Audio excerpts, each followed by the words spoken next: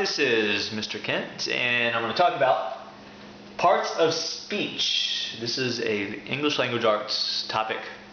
This will be the first of about 3 or 4 videos on parts of speech. Anyway, there are generally accepted 8 parts of speech in the English language. This video is going to talk about nouns, pronouns, and verbs. So what is a part of speech? Alright, let's see if this will stick. Parts of speech attach a grammatical term to words that we use in everyday language. Okay, so here I have a picture of a cat, and you may have heard the phrase or the saying, he's a scaredy cat, or a scaredy cat. Well, a cat is a thing or an animal, and we actually have a name for that word. It's called a noun. So even though a cat is a cat, a noun is attached to that name for grammar purposes. The word that describes cat is the word scaredy, which I'm not sure is a real word, but we would call that an adjective because it modifies or gives more information about the cat. We're going to be talking about more of these in depth, but I just wanted to give you an idea of what parts of speech are. Alright, here we go. And by the way, I'm at my house. The school is closed, and I'm on my beautiful couch, and we're going to go through all of these right now. Here we go. A noun. You should be taking notes on your little notes page. A noun is a person, a place, a thing, an animal, or an idea. Now, it's been accepted, or I've read somewhere, that we have over 100,000 nouns in the English language. Now that's great, because that makes it easy to write stuff, because you can always use a noun in sentences. So we have a lot to choose from. The main thing I want you to know about nouns is that there's 2 types: proper nouns and common nouns. Now there's a lot to know about nouns that will be taught later, but just for this purpose today, this is what we're going to do. The difference between a proper and a common noun is that a proper noun typically has a name attached to it, but a common noun is just the common name for that. So let's go through some examples. So let's say we're talking about a person, because a noun is a person. A proper noun would be George Washington, our first president of the United States.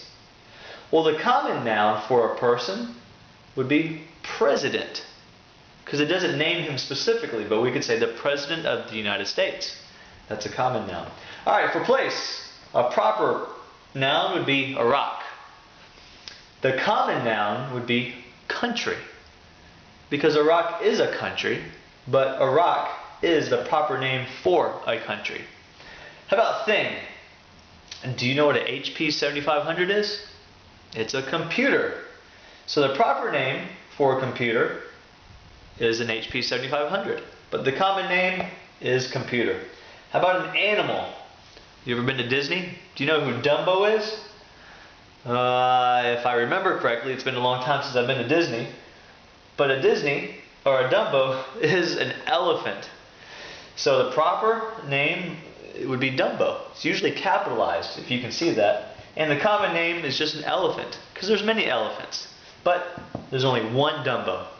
And an idea.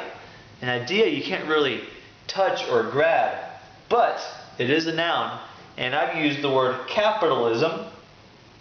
Okay? Now what's the common name for capitalism? It's a style of government. So, there you have the noun. It's a person, place, thing, an animal, or an idea. On to the next one.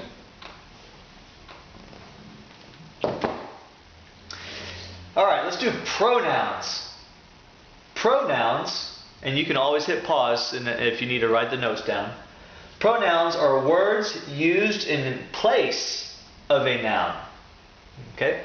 Now there are many classifications of pronouns, but I'm just going to list them for you because you may be familiar with them already. You probably use them every day. Let's look at this. Pedro. Now that's a proper noun. But if I were to change him out in place of a noun, I would use the word he. Like maybe Pedro went to the store and he bought milk. That's a pronoun. For dog, which is a common noun, I may use the word it to replace it.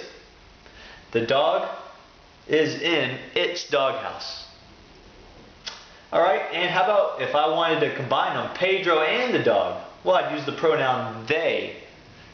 They were walking down the street.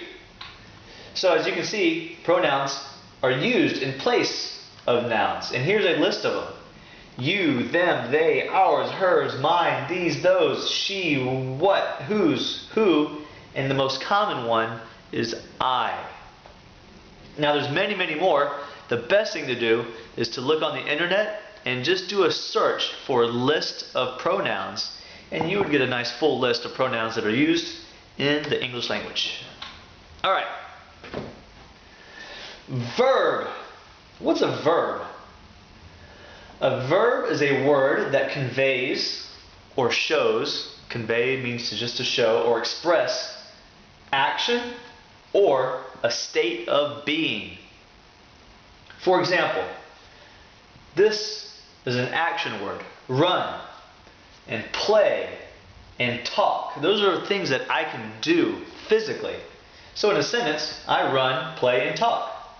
They express what the noun in the sentence is doing. Okay, so it's action. Right now I am talking. That's action. It can also express a state of being. I am a teacher. This is the verb. Now it's not expressing action. I can't express an action being a teacher. I am a teacher. So, state of being verbs do not express action, but it is the who or what you are. I am, and am would be a verb. Alright, that's it for now. Stay tuned for parts of speech number 2.